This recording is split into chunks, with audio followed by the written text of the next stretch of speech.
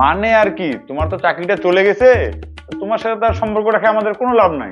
কেন বাবা, চাকরি চলে গেছে তো সম্পর্ক কেন নষ্ট করবেন?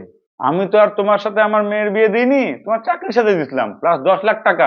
এখন তোমার চাকরিও নাই, সম্পর্কও নাই। ওই কোথায় বাড়াচ্ছি কিস্তিটা দে, আরে কোথায় বাড়াচ্ছি কিস্তিটা দে, কিস্তিটা দে। ষষ্ঠী, ওরে ষষ্ঠী, বাইরে আয়। আপনি আমার নাম ধরে ডাকছেন মানে?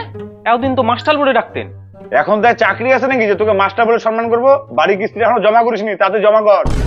আমার চাকরি চলে গেছে সেই জন্য আপনি তুই তুকারি করে কথা বলবেন? অত কথা বলে লাভ নাই, বাড়িতে থাকিস আর কিস্তি দিতে পারিস না। কি হয়েছে কি হয়েছে? কি হয়েছে মানে? কিস্তিটা 2 দিনের মধ্যে লাগবে এই বলে গেলাম। এখন কি করব? কেমন করে কিস্তি দিবা? ওটাই তো ভাবিচ্ছি, কি করে যে কি করব। ঠিক আছে, তাহলে আমার সোনাগুলো বন্ধক দি, এই মাসের কিস্তিটা অন্তত দাও। করে ষষ্ঠী, এই মাসে কিস্তিটা জমা করিসনি কেন? তুই আমাকে নাম ধরে ডাকিচ্ছিস? আগে তো ষষ্ঠীদা বলে ডাকতিস। আগে তুই চাকরি করতিস, তার সম্মানের খাতিরে দাদা বলে ডাকতাম, আর এখন তো চাকরি আছে নাকি যে তোকে দাদা বলে ডাকবো? তোর থেকে তো আমার অবস্থা ভালো আছে, কোম্পানিতে চাকরি করি, ফিক্স স্যালারি আছে। আরে দিয়ে দিব, বুঝলা, কিছুদিন সময় দাও। ফ্রিজের রোজ ঠান্ডা জল খাবেন আর কিস্তি দেওয়ার সময় দিয়ে দিব। যতদিন কিস্তি না দিচ্ছেন ততদিন ফ্রিজটা বন্ধ রাখেন, আর কালকে আসবো কিস্তিটা যেন পাই যায়।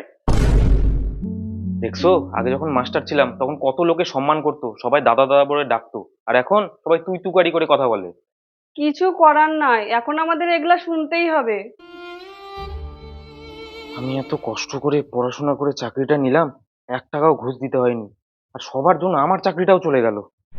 দেখো জামাই, ষষ্ঠী, তোমার তো গোষ্ঠীর পিন্ডি চটকে গেছে। মানে? মানে আর কি, তোমার তো চাকরিটা চলে গেছে, তোমার সাথে তার সম্পর্ক রাখে আমাদের কোনো লাভ নাই। কেন বাবা, চাকরি চলে গেছে তো সম্পর্ক কেন নষ্ট করবেন? আমি তো আর তোমার সাথে আমার মেয়ের বিয়ে দিইনি, তোমার চাকরির সাথে দিছিলাম প্লাস 10 লাখ টাকা। এখন তোমার চাকরিও নাই, সম্পর্কও নাই। তার মানে? তার মানে আবার কি, টাকাগুলা সুদ সহকারে ফেরত দে। দেখছো তোমার বাবা এগুলা কি করছে? ঠিকই তো কইছে। আমার কত স্বপ্ন ছিল মাস্টারের সাথে বিয়ে হবে, গাড়িতে করে ঘুরবো, তা বাদ দিয়ে চাকরি চলে গেছে। তোমার সাথে কে থাকবে?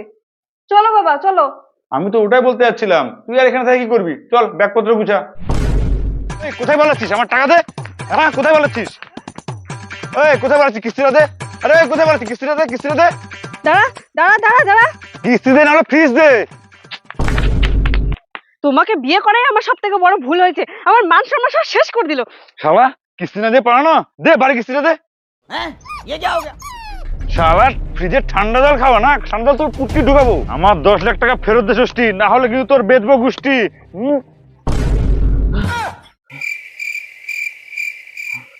স্বপ্ন ছিল এটা?